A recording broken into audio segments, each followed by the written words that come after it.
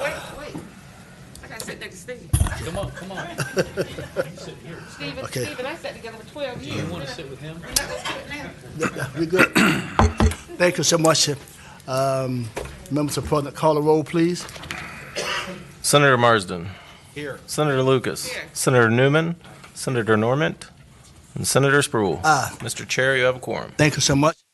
We have one bill left for us, Senate Bill 1083. And I have a substitute. Substitute. Thank you. Move the substitute. Second. Proper move the second, the support substitute. All saying aye?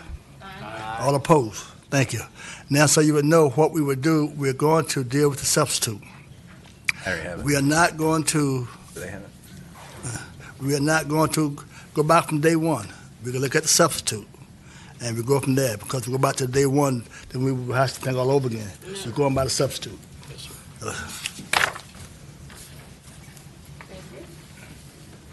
All right, sir, go ahead. Thank you, Mr. Chairman. So this bill has to do with shared solar.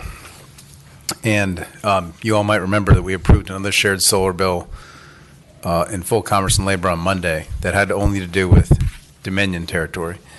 And we passed a full Dominion program back in 2020. The bill we passed Monday was modifications to that.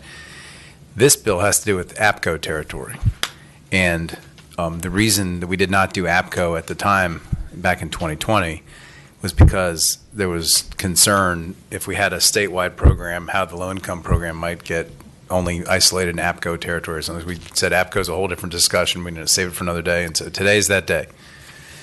So this bill is basically the same as what we saw and approved on Monday, but for APCO, with the following differences. So if you look, does everybody understand what shared solar is? Does anybody need me to explain what shared solar is? Anybody need to explain? All right, nobody want to explain. Okay. So the difference in this is that instead of the one we passed for Dominion was like, 800, 700 megawatts, something like this. This one has a cap of 150 megawatts. It's on line 96, of which 30% minimum has to be low income. Minimum, not maximum, minimum. The maximum number of low income in the whole program can be no more than 51%. The low income program is important because minimum low income customers pay no minimum bill. It also says that the commission has to approve an additional 50 megawatts of capacity if, as soon as they hit 45 megawatts of low income customer participation. That's one difference. The other difference is that Sorry, Scott. yeah, no problem. I think that's actually the only difference is the cap on the low income and the megawatt caps are different. I would just note for you all, I know the big concern everybody has about these bills is cost shifting. And the key language on that is between lines 86 and 95. And that has to do with the minimum bill that anybody has to pay.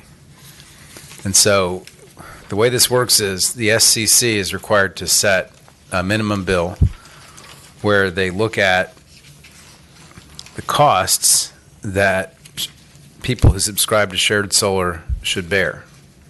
Things like cost for the power lines, for the transformers outside, for the power plants, for whatever that serves that house when they're not using the solar. However, like the Dominion bill that we passed on Monday, this also requires the SCC to quantify the benefits of shared solar and to subtract the benefits from the costs, and then to charge the customers a minimum bill based on the amount of APCO energy that they use. So it's volumetric. So if they use 10 kilowatt hours, they pay one amount. If they pay 20 kilowatt hours, they pay double that. If they pay 30 kilowatt hours, they pay triple. It's volumetric, which is the same as the Dominion bill. But that's how a shared solar subscriber will help to cover their costs. And again, people who are in the low-income program pay no minimum bill. And that's capped out at 51%. Those are the differences. And Mr. Chairman, I would just say that overall, the reason shared solar is important is it's actually will help us meet our goals to go entirely clean energy under the VCA, because I know especially in APCO territory, there's been a lot of hostility towards solar projects. The utility scale solar, under this bill, a project can be no larger than 5 megawatts. The solar panel, so they have, basically to meet this, they're going to have to build like 35 megawatt projects instead of a big, huge, massive 100 megawatt solar project or whatever. So this should make it, it's one of the reasons I believe that the shared solar has more popularity in rural areas than utility scale solar, which this would encourage. So, and I can get more into the whole shared solar discussion if necessary, but we already heard all that on Monday and trying to just focus on the APCO piece of this. Before I open up to the members of the committee, Senator Ellis, you have anything to add before I open up? No, we're working on this together. Okay, all right, thank you. Oh, okay, thank you so much. Members of the committee, any questions, please? If you don't mind, Mr. Chairman. Yes, sir, please. Scott, a couple of things. Is it reasonable to say that environmental benefits,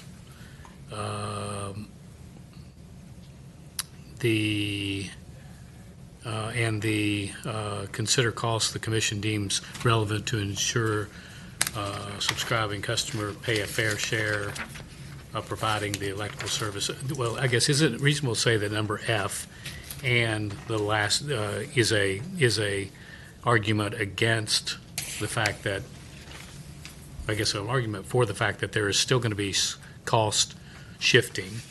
And is it also reasonable to say in line 94 through 95 that in those cases there will absolutely be cost shifting that occurs? First of all, I think there's no question that there will be a cost shift for any low-income customer who's enrolled in the program because they're exempt from the minimum bill. So the qualification I would put on that is that this does not take away the SCC's discretion to consider that cost shift in setting the minimum bill. So, in other words, Mr. Chairman, if the SCC looks at this entire scenario and says, you know what, under this program, it's possible that 40% or 50% of the customers are going to not pay a minimum bill, they can build that cost shift into the minimum bill that everybody else pays. They have the discretion to do it. They're not required to do it, but they have the discretion to do it. But you know, it's kind of a moving target. It's hard to. Mr. Chairman, and you know, Scott, where I am, and you're always honest about the bills, and I appreciate that. I'm not for cost shifting toward solar. It's just not, right? Can you not write a simple bill? And I know that there will be some people in the low income brackets that currently get other benefits. We provide them other things. Couldn't we just do one of these things and say, let's not have cost shifting. Let's have them recover their own stranded costs. Let's set the minimal bills in such a way that if you want to do this, you do it, but you do it and you pay your own share, right? Well, that's really the trick, is what is the share? And this litigated before the SCC, excuse me, it was litigated before the SCC on the prior legislation, and the result the SCC came to, a lot of people felt like did not really capture the full picture of the situation. And this bill, by the way, doesn't take away any of the SCC's discretion. It just asks them to sort of lay out their rationale and their reasoning a little more clearly. And this does say, if you read, it says that they shall minimize, Romanet number 3, 93 through 95 says they shall minimize the cost shifted to customers not in the shared solar program. Mr. Chairman, that's after you tell them what else they've got to decide, right? That would be fine. But if you shortened the bill, took out all of that stuff they've got to consider, would you not then have, for instance, take out everything on 34 after low income and 94 and 95, and then take out all of the other items? You could very clearly say, don't cost shift if you wanted to. And I'm not saying you want to. This is the bill you've chosen, but you could do that, right? I think that's existing law. that they can do it, but just don't cost shift. I think existing law, Mr. Chairman, says that the SEC was charged at setting a minimum bill that minimizes the cost shift. Yeah. The problem that occurred is that when the decision came out, nobody could figure out how they arrived at their decision or whether they quantified the benefits of shared solar, because one of the things shared solar does is it also has a lot of benefits. So it reduces transmission, distribution, infrastructure costs. It has climate change and health benefits. It also lowers APCO's mandate to hit certain clean energy goals, because these other third parties, there's jobs and stuff that are created by these projects. And I would also note that when you have these 5 megawatt projects distributed throughout your system, it reduces network outages throughout the system. And it was never clear that the SCC ever quantified those benefits as part of calculating the overall amount of the costs that got shifted. And so that's why we put this extra language in. So at least from my perspective, Mr. Chairman, I believe the bill does what the senator wants it to do, I think, but I'm not sure I've convinced him. Okay, thank you. Senator Lucas, question? No, the only question I had to do with how let me get back to that right line now. Generate electricity by means of a solar photovoltaic device. Solar panel. Solar panel. By panel, okay. Okay. Question? Then those who want to support, please come forward. Mr. Chairman, members of the committee, Patrick Cushing on behalf of the... Talking about substitute. We're not going back from a year ago. We're talking about substitute. Right, we're talking about the substitute. I'm only going to highlight some key differences between this and the bill that you heard earlier. The rest of the folks who are here who are supportive, they can waive. I'm going to be the one speaking on behalf of everybody to save time. You got 5 minutes. I will do that. So a couple of things that I want to point out that we met with the folks from APCO back in mid-December, and we've made a number of changes from an original draft and the iterations. Ton of changes. One is the low-income customer. We want to make sure that that's defined as low income in the locality within which they reside. If we said low income across the state, that would include a huge swath. So we want to make sure we were specific to the locality. So that amendment is in the bill. APCO's billing system and back-end software that's used for net crediting to have an integrated bill with the subscriber organizations is probably not where it needs to be. Oh, yeah, The that's bill different. required I them to forgot make about that update. We have softened that language significantly in Yeah, I this forgot bill. about that. Going back, Senator Newman, to your question and what Senator Surville was describing, the reason why we had to come back and add these benefits specifically without dictating an outcome, require the calculation of benefits, was because in almost every state that has done this, they have found an avoided transmission cost and distribution benefits. Each of these projects that get interconnected on the distribution system have about $1 million worth of upgrades in the distribution system to get interconnected. And that's a cost the utility is not going to have to pay down the road to strengthen the distribution system, which provides reliability and diversity in our energy generation mix. So I wanted to point out some of those key distinctions from the Dominion bill, and also why we're going specifically after the benefits while leaving the discretion fully within the State Corporation Commission, which I think has been somewhat of a common theme. So with that, I mean, I think if everybody here, right, is supportive of different groups, they're all the same groups that spoke to you on Dominion, so I'll save the subcommittee time on their testimony. I'm staying right. You let me tell them that. Oh, yeah, yes, sir. Let's do it. These are my folks. Come in and say, you got 30 seconds to tell me who you are, sir. Mr. Chair, members of the subcommittee, Josephus Allman with the Southern Environmental Law Center, and on behalf of the Solar Work Group of Southwest Virginia, we support this bill. And I just want to sort of emphasize a point that Senator Sturvell made earlier. In thinking about the cost shift, I think we disagree with APCO about the level that the minimum bill needs to be set at to address any cost shift. But I think the important thing to realize is that there's nothing in this legislation that prevents the State Corporation Commission from agreeing with APCO. If after looking at the costs and benefits of this program, they decide that APCO is correct and needs a high minimum bill, they're free to make that decision. Thank you. Kept discretion with them. What's that pilot, Mr. Chairman? Yes, sir. Yes, What would ma'am. be that pilot period? Excuse me? I said, and what would be that period of deciding whether or not it's appropriate? Takes about a year. Yeah, it's about a year from the time that APCO would file, Mr. Chair, members of the subcommittee, from the time APCO would file their petition, and then they submit testimony on it, and other interveners like SDLC, App Voices, other groups would get to, retain their own experts, file testimony. APCO gets a chance to file rebuttal testimony, and then there's an evidentiary hearing. Thank you so much, sir. Thank you. All right. Yes, ma'am. 30 seconds, please. Yes, Mr. Chairman, members of the subcommittee, Carla Loeb with Arcadia. We are a software company and provide subscription management services for shared solar across the country. We operate in some capacity in every state in the country, but we operate in all of the competitive community shared solar markets in the country. We support this bill. Happy to be a resource to you going forward, and thank you so much. Thank you, ma'am. Next, please. Mr. Chairman, members of the Commission, Victoria Higgins, Virginia Director with Chesapeake Climate Action Network. We're a grassroots climate group with about 40,000 members in between Nova and Hampton Roads, and we support this bill. Thank you. Thank you, ma'am. Next, please.